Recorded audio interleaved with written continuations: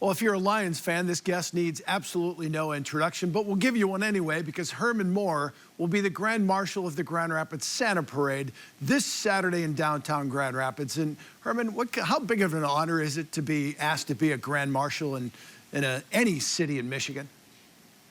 You know what? It feels great to just have the opportunity to come back to a lot of the places that I frequent quite a bit. We do a lot of charitable things in the area. The community has been so receptive and supportive of all of my initiatives and charitable things and also business things that I've done.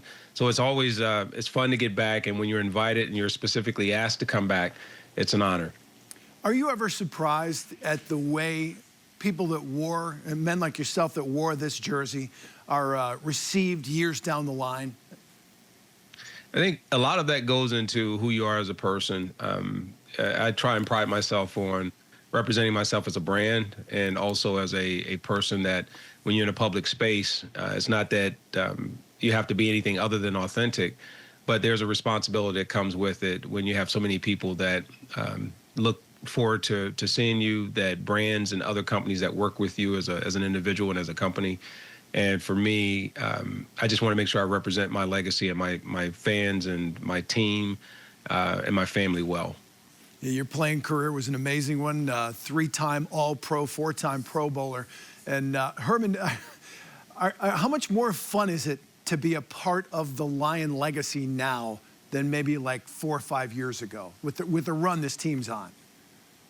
Well, each of the different, whether it's generations or eras that different players and teams and your favorites are in, there's some good that you can pull from all of it, even when there's bad times. But right now, it's exciting because there's been a consistency and a culture that's been established in terms of winning. Because of that, fans feel like they have something to look forward to on an ongoing basis, every day, every game, every year, versus knowing that it may be a revolving door. The team has done a really good job, in particular, Coach Campbell and his coaching staff, the administrative team with the Lions, of putting a good quality team on the field and also putting quality people out there as well. Would you have liked to play for Dan Campbell? I would absolutely love to have played for Dan Campbell and with a coach like him. I had the closest I had was a guy by the name of Wayne Fonts. They're actually very similar, where a lot of people may not recognize that as a player, and knowing how Wayne treated us as players, I see the similarities there, different coaching styles, but nonetheless, I think he's getting the most out of his players, just like Wayne was able to get out of us and our success we had in the 90s. This team's 6-4 right now, and currently, if the playoffs were today, and they're not, but if they were, they wouldn't be in. Are you concerned about the state of this team this season with injuries and so forth? I'm not so much concerned about the state of the team as much as just making sure the team itself stays healthy. And this is a team that if it plays disciplined football, if they continue to play with the confidence that they've established, this team will be fine. I'm not sending any alarm bells or setting off any alarm bells right now for them. I do think there's always room for improvement. Any team that doesn't think they can get better declines, and I don't think this is that type of a team. I think they're going to look to do better than where they are. It is a little disappointing where they sit right now, because I think this team has had opportunities to stay atop of the division. But nonetheless, season still has more games to be played, and I think this team will fare out fine. Herman, you were amongst the fans now, but you were a player. You've seen the alarm bells that go off with fans when they lose a game or 2 out of 3. How do players avoid those alarm bells? How do they stay steady?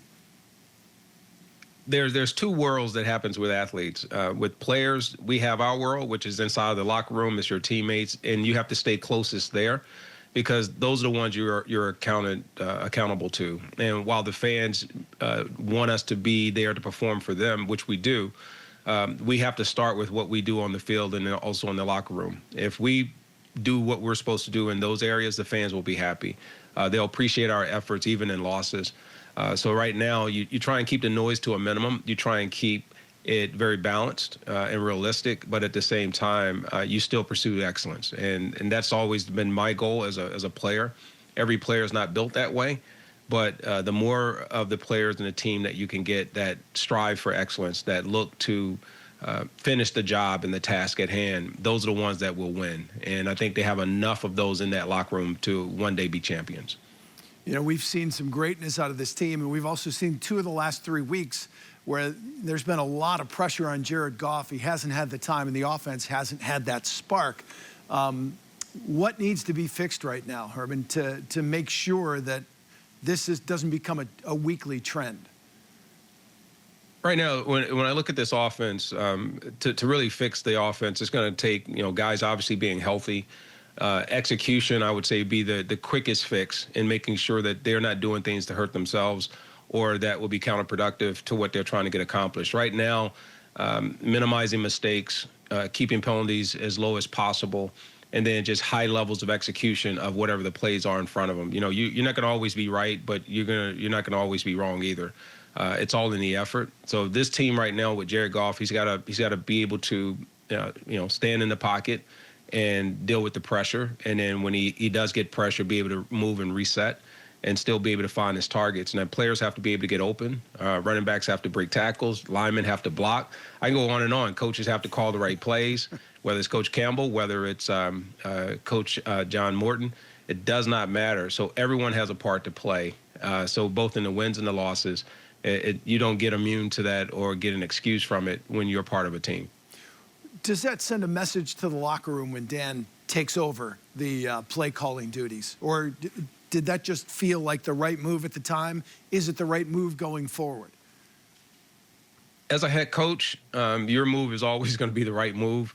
It may not always be the most popular, but that's why they're called head coaches. They lead from the top down.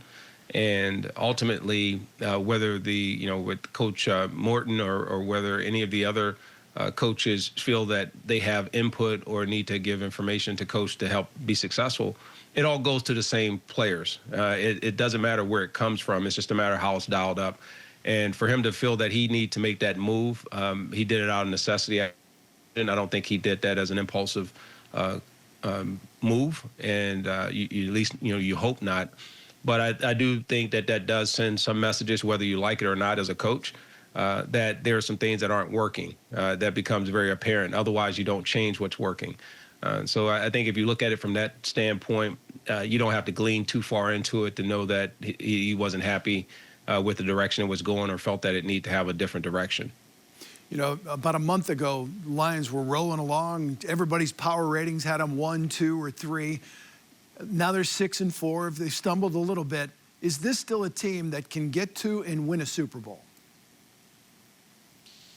They can still get there. They can still win a Super Bowl, but the path becomes a lot harder. I think last year was the most favorable path that you could ever have, and that's to have home field advantage, to need to win one playoff game, and then you're moving on. But now there may be a situation where you have to go on the road. You have to go through some opponents. You have to go through some other stadiums, and it becomes a little bit more difficult. Teams are getting better at this point, and as a team, that you want the Lions to know that they're getting better, not that they're having issues or having to make adjustments, even if it's not something that could have been avoided, like injuries. Nonetheless, these are circumstances that all teams have to deal with, and the ones who are champions are the ones who overcome it, and those that can offset whatever those challenges are. So I think the Lions are still there. The road is just more difficult than what it's been, and I think other teams are gaining very quickly. So it's going to be up in the air a little bit. They've only got one more game that's outdoors in Chicago at the end of the year. Is there something to that, being a team that plays indoors and then having to deal with the elements, and how much more difficult does it make it come playoff time, especially if they have to go on the road? I think weather always plays a factor, as we saw in Philly, whether you're wanting to kick field goals or deciding on whether to leave points on the board or whether to push forward. But ultimately, that's just like saying teams that play outside, when they have to go indoors, the indoor teams have an advantage. It balances out. And at the end of the day, it's the same size field, same number of players, same rules, and everyone's playing in the same conditions. So if you're only good at playing inside, you won't win championships. But when you can go in other places, other stadiums, and not worry about the surfaces, the situations, the circumstances, the fans, the crowd, those are the teams that have built themselves the right way, and that is to just do what is necessary to win. Last thing, do you enjoy a good parade? I mean, how you getting both sides of the ledger there? You go looking left, looking right, Yeah, constantly. yeah. I'll waving make sure. both I'll make hands? sure I give that, the hand wave and all those things. But I'm going to make sure, for one thing, I dress very, very warm and that I come appropriate for it. But I am looking so forward to being a part of it. And as I said before, I've always enjoyed my time in Grand Rapids. Lots of friends, lots of business relationships that are there. And the community itself, I've been going there for 3+ decades. And many people who do know me around those areas know that I absolutely love being there. And I'm looking forward to coming back.